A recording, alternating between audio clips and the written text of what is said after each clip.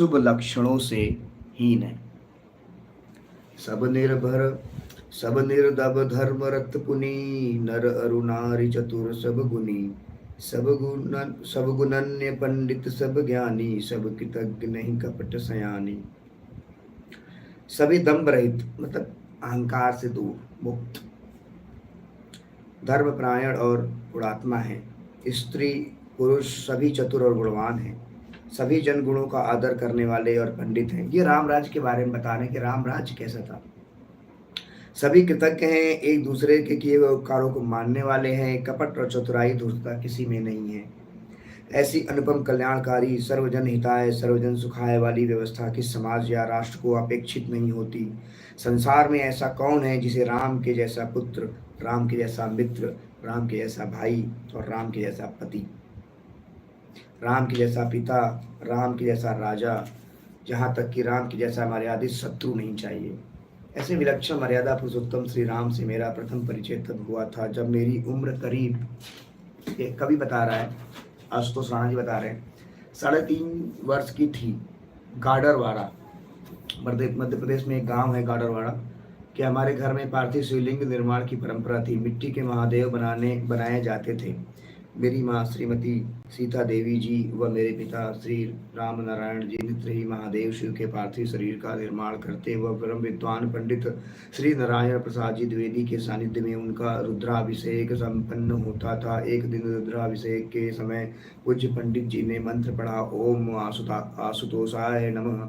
मैं अपनी माँ के गोद में बैठा हुआ था। मैंने बाल सुलभ जिज्ञासा में पंडित जी से पूछा, इसका मतलब क्या होता है।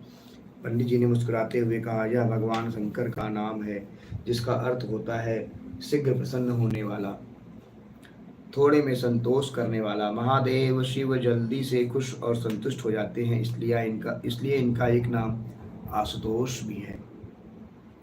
मैंने शिवलिंग के सामने रखी हुई भगवान जी की एक फोटो उठाई जिसमें भगवान जी धनुष बाण लेकर खड़े थे। उस फोटो को दिखाते हुए पंडित जी से पूछा, क्या ये शिव जी हैं? पंडित जी हंसते हुए कहा, नहीं, ये तो रामचंद्र जी हैं।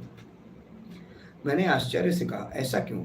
आप पूजा शिव जी की कर रहे हैं और फोटो आपने रामचंद्र की लगा रखी है। मेरे प्रश्न को सुनकर पंडित जी सहित माँ और बाबूजी मुस्कुरा उठे।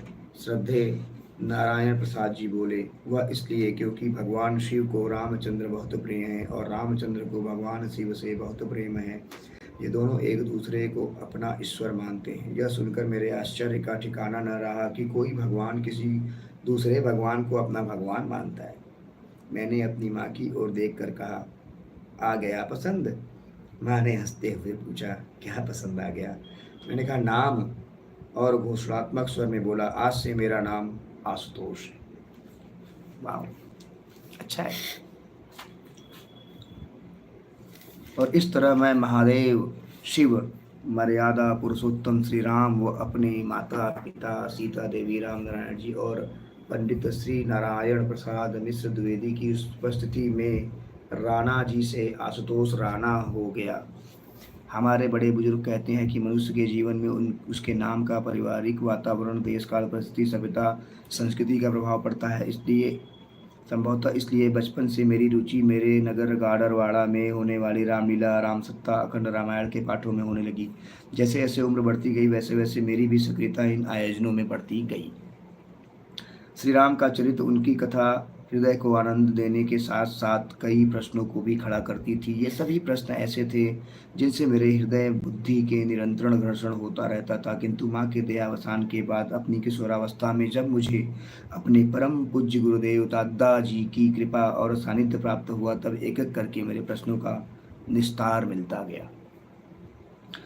कुछ वर्ष पहले एक दिन परम पूज्य गुरुदेव दत्ता जी व्यासपीठ से एक कथा सुन रहे थे। महादेव शिव के तीनों पुत्र देव, दानव और मानव अपने पिता शिव के पास पहुँचे और उनसे प्रार्थना करने लगे कि वह अपनी संपत्ति का बराबर बंटवारा अपने तीनों पुत्रों में कर दे। महादेव के पास 1 करोड़ श्लोकों की संपदा थी। उन्होंने देव, दानव और मानव को 33-33 लाख श्लोक दे दिए और उनसे कहा कि अब जाओ। किंतु तीनों पुत्र कहाँ मानने वाले थे। वो बोले, हे पिता, अभी आपके पास 1 लाख श्लोक और बचे हैं, आप इन्हें भी हमें दे दीजिए। महादेव ने बचे हुए 1 लाख श्लोकों में से 33,000